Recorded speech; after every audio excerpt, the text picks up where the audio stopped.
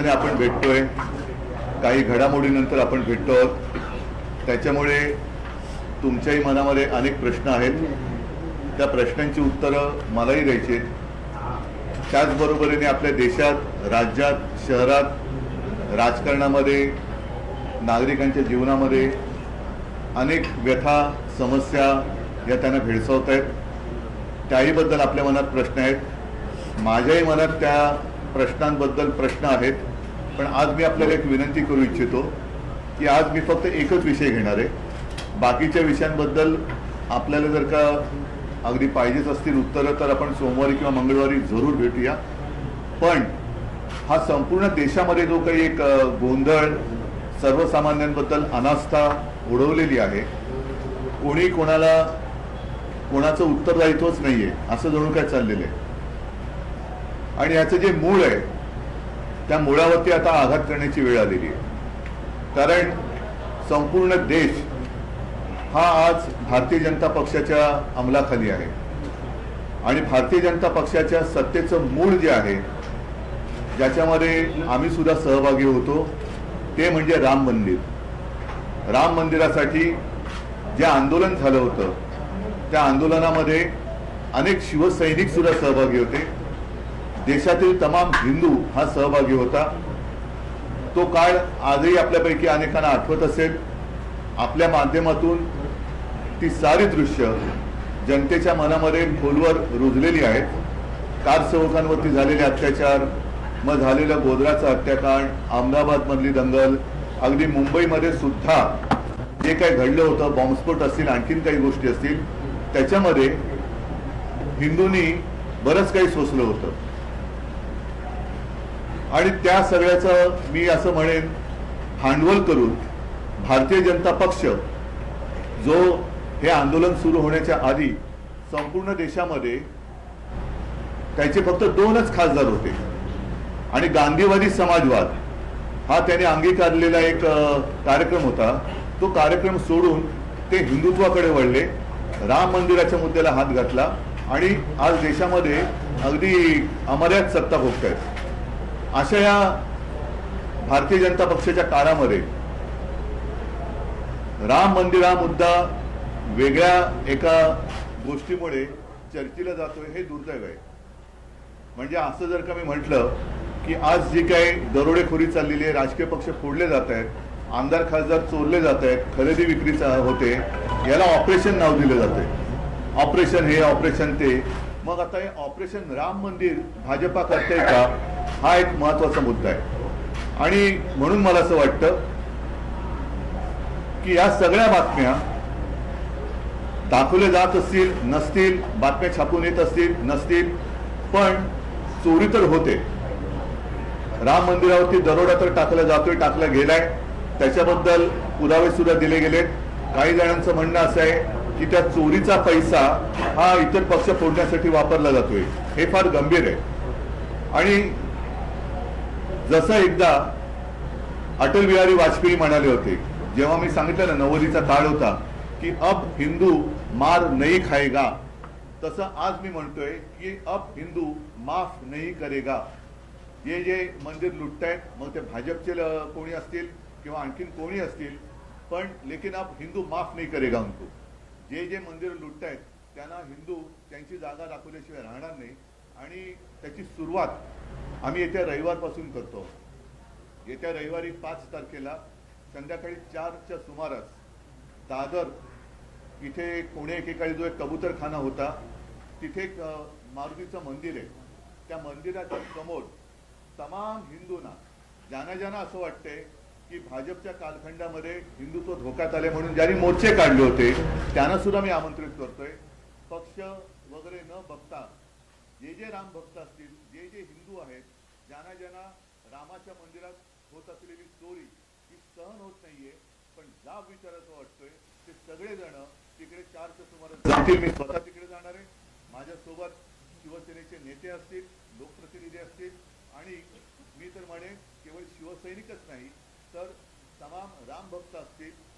ज्यांनी हिंदुत्व सोडलेलं नाही, ज्यांनी बाळासाहेबांचे विचार सोडलेले नाहीत, ते सुद्धा हिंदू असतील तर ह्याच्यामध्ये येऊ शकतील.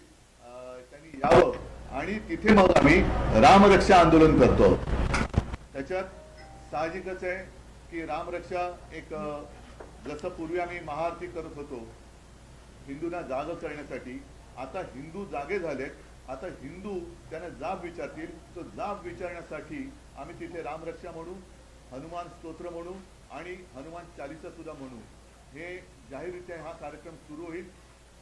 परवाचा कार्यक्रम ही सुरुवात आहे आणि त्याच्यानंतर प्रत्येक ठिकाणी राज्यभर, जिल्हा पातळीवरती, शहरामध्ये, अगदी खेड्यापाड्यात सुद्धा जिथे जिथे राम मंदिर असेल, जिथे जिथे हनुमान मंदिर असेल, तिथे तिथे हे सर्व हिंदू, सर्व राम भक्त, मी तर म्हणेन आता वारीची सुरुवात होते, अगदी वारकरी सुद्धा या राम मंदिराच्या लुटी विरोधात ज्यांच्या मनात आग आहे, ज्यांच्या मनात राग आहे, ते सगळे एकत्र होऊन या भारतीय जनता पक्षाला ह्याचं उत्तरदायित्व स्वीकारायला लावल्याशिवाय राहणार नाही. त्याच्यामुळे ही सुरुवात होते आहे. आपल्याला सुद्धा मी आमंत्रण देतोय. आपल्या माध्यमातून मी सर्व हिंदूंना, सर्व राम भक्तांना तिथे आमंत्रित करतो आहोत. कारण हिंदुत्वाच्या नावावरती ही लूट आम्ही सहन करू शकत नाही. हा जर काही त्यांनी देखावा केला असेल की मंदिर वही बनाएंगे, मंदिर झालं, पण त्या मंदिराच्या मागे ज्यांनी ज्यांनी रक्त सांडलं, ज्यांनी ज्यांनी कष्ट, ज्यांनी म्हणजे अनेकांना तुरुंगवास झाला, त्या सगळ्यांचे कष्ट हे असे आम्ही वाया जाऊ देणार नाही. म्हणून परत एकदा सांगतो की आज आहे शुक्रवार, परवा रविवारी 5 तारखेला साधारण 4च्या सुमारास दादर येथे जे मारुतीचं मंदिर आहे, जिथे जुना कबूतरखाना होता, तिथे सगळेजण एकत्रित येतील आणि रामरक्षा आंदोलन आम्ही सुरू करतो. तुम्ही इतर पक्षांना सुद्धा आवाहन करताय का? मनसेध्यक्ष राज ठाकरेंना सुद्धा आवाहन करताय का? मी तमाम हिंदूंना, तमाम राम भक्तांना पक्ष पातळीच्या पलीकडे जाऊन आवाहन करतोय. आवाहन म्हणजे विनंती. आव्हान आणि आवाहन ह्याच्यामध्ये फरक आहे. आवाहन म्हणजे विनंती करतोय की ज्यांना ज्यांना तिकडे यावंसं वाटते त्यांनी तिकडे बिंदास यावं. उद्धवजी, राम जन्मभूमी हा देशवासियांच्या आस्थेचा विषय आहे. राम जन्मभूमीचं आंदोलन हे देशव्यापी होतं. आता हे तुम्ही रामरक्षा जे आंदोलन सुरू करत आहात ते मुंबई महाराष्ट्रापुरतं मर्यादित असणार आहे की पुढच्या काळात हे देशव्यापी असेल आणि तुम्ही स्वतः अयोध्येत जाणार आहात का? मी अमित शहाबरोबर नक्की अयोध्येला जाणार आहे. पुढे काय तुमच्या प्रश्नाचं उत्तर देतो की तुमच्या लक्षात असेल की त्यावेळेला राम मंदिराचं आंदोलन हे देशव्यापी होतं, पण शिवसेनेने, अगदी स्वतः शिवसेना प्रमुख हे अक्षरशः राज्यभर फिरले होते. मग कधी महाआरती असेल, कधी ते शिलापूजन असेल, अनेक ठिकाणचे फोटो माझ्याकडे आहेत. संपूर्ण राज्य हे शिवसेना प्रमुखांनी उठवलं होतं, पेटवलं होतं आणि त्याचसोबत महाराष्ट्राकडनं स्फूर्ती घेऊन मग तिकडे अडवाणीजींनी रथयात्रा काढली होती. मला असं वाटतं की भाजपच्या लोकांना सुद्धा हे जे पटत नाहीये त्यांनी सुद्धा पुढची रथयात्रा काढायला काही हरकत नाही, त्याच्यातही शिवसेना सहभागी व्हायला तयार आहे. आणि देशभर हे आंदोलन झालं पाहिजे. जे जे हिंदूंच्या भावनेशी खेळत आहेत, जे जे हिंदूंच्या भावनेशी खेळलेत आणि हिंदुत्वाचा बुरखा घालून जे राम मंदिर लुटतायत ते माझ्या मते देशद्रोह करतायत. हा, देशभरात सुरू झाले, पण महाराष्ट्र त्याच्यामध्ये मागे राहणार नाही. महाराष्ट्र हा नेतृत्व करेल आणि असं हिंदूंच्या भावना या कोणी अशा स्वतःच्या खेळण्यासाठी वापरू नयेत, स्वतःच्या स्वार्थासाठी वापरू नये. एक बड़ी बात आपने कही है कि आप अमित शाह के साथ अयोध्या जाएंगे, इसे क्या सिर्फ ऐसे ही जो है नहीं, वो छोड़ो. एक मजाक की बात मैंने की, क्योंकि कभी मैंने सुना कि अमित शाह भी खुद गए नहीं, ऐसे किसी ने कहा है. तो वो बात छोड़ो. मैं तो 2 बार और हमारे साथी जो है संजय राउत जी, आदित्य वगैरह, हमारे सब साथी वहाँ 2-4 बार गए हुए हैं. मैं तो खुद चीफ मिनिस्टर बनने के पहले भी गया था और उसी वक्त मैंने नारा दिया था, पहले मंदिर फिर सरकार. तो हमारे लिए मंदिर का महत्व ये है, सरकार बाद में, मंदिर पहले. जब अयोध्या के इस आंदोलन में शिवसेना काफी बढ़ चढ़ के शिवसेना ने हिस्सा लिया था, क्या ये जो आप लोग आंदोलन शुरू कर रहे हैं रामरक्षा, इस आंदोलन को क्या पूरे देशव्यापी स्तर पर लेकर जाएंगे और क्या इस प्लान क्या है उसे थोड़ा हिंदी में बता दीजिए सर. जैसे मैंने मराठी में कहा कि भाजपा ने अपने, अब मैं ऐसे कहता हूं कि स्वार्थ के लिए क्या राम मंदिर का मुद्दा लिया था. अब राम मंदिर के लिए जिन लोगों ने आंदोलन किया था, काफी सारे लोग आज भी हैं जिन्होंने वो जेल गए थे, वो कार सेवकों के ऊपर कैसे अत्याचार किया गया था, आज भी सबके दिल में या मन में है।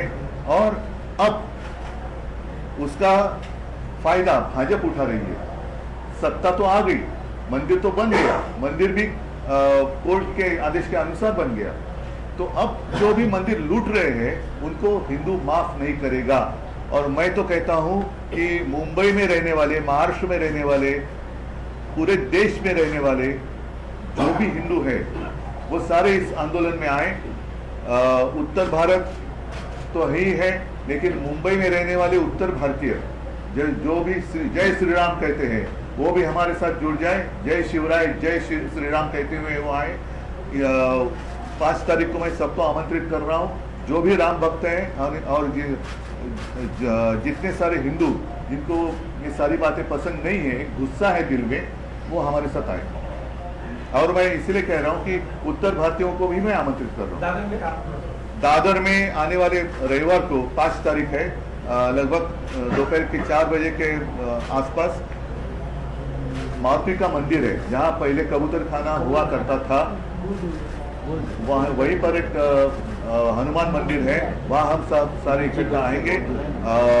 राम रक्षा, हनुमान स्तोत्र और हनुमान चालीसा हम वहाँ सबके साथ बोले। उद्धवजी, राम मंदिर उभारणीत सगळ्यात पहिली देणगी तुमच्या पक्षाला दिली, सगळ्यात पहिली वीट तुम्ही दिली, 1 कोटी रुपये. हो. तर मग तुम्हाला हे वाटत नाही का, समजा जर दानपेटीत अपहार होत असेल तर थेट अयोध्येत जाऊन अशा प्रकारांच्या बाबतीत जाब विचारला जावा? अयोध्येत तर मी जाणार आहे, मी काही जायला लाजत नाहीये, अयोध्येत जाणार, परंतु ज्या संपूर्ण देशाने, ज्याच्यामध्ये महाराष्ट्राचा सहभाग मोठा होता, भाजपला दिल्लीत बसवलं, तो महाराष्ट्र आहे, तर महाराष्ट्रामध्ये सुद्धा हे आंदोलन व्हायला पाहिजे. महाराष्ट्र एकदा जागा झाला की संपूर्ण देश जागा होतो, त्याच्यामुळे पहिलं महाराष्ट्रातनं मी सुरुवात करेन आणि अयोध्येत पण जाईन ना मी. जसं तुम्हाला आठवत असेल की राम मंदिर निर्माण जेव्हा झालं 2-3 वर्षापूर्वी, तेव्हा आम्ही नाशिकच्या काळाराम मंदिरात गेलो होतो. आणि म्हणून आमचं जे हिंदुत्व आहे, जे मी नेहमी सांगतो की अयोध्येत तर राम जन्मभूमी आहे, अयोध्येत राम मंदिर आहे, पण आमचा राम हृदयात आहे. हृदयात राम, हाताला काम आणि शेतमालाला दाम, हे आमचं हिंदुत्व आहे. ठीक आहे, ठीक आहे, चला, थँक्यू. आणखी एक विषय होता तो सोमवारी गांभीर्याने सुरू आहे मुंबईतली जी परिस्थिती. नाही, त्याच्याबद्दल मी ऐका नाही, आता नको, कारण या सगळ्याचं जे मूळ आहे ते भाजपच्या कारभारात आहे. म्हणून या सगळ्या विषयावरती मी पाहिजे सोमवारी आपली तयारी असेल तर सोमवारी भेटेन, मंगळवारी भेटेन, आपण विस्ताराने त्याच्यावरती प्रेस कॉन्फरन्स घेऊ. पण आज परत एकदा राम मंदिर, जे ऑपरेशन राम मंदिर भाजप पुरस्कृत चालू आहे, त्याचा निषेध करण्यासाठी, आणि जे त्याच्यामध्ये जर कोणी चोरी केली असेल, ते कोणाशी संबंधित असेल, त्यांना शिक्षा झाली पाहिजे. आणि म्हणून येत्या रविवारपासून आम्ही हे राज्यव्यापी आंदोलन सुरू करतोय, ज्याची सुरुवात मुंबईत होईल. राज्यामध्ये खेड्यापाड्यात, गावागावात कधी कुठे कसं करायचं, तो सुद्धा कार्यक्रम आम्ही लवकर जाईल.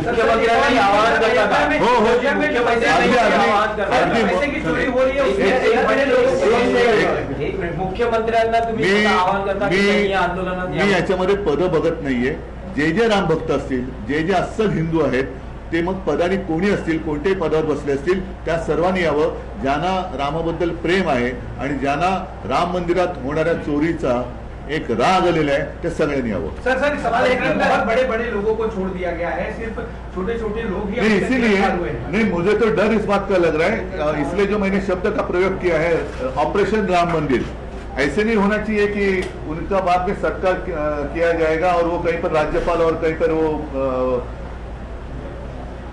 मंत्री वगैरह बना दिए जाएंगे. तो जो भी चोर है उनको तो सजा होनी चाहिए. धन्यवाद.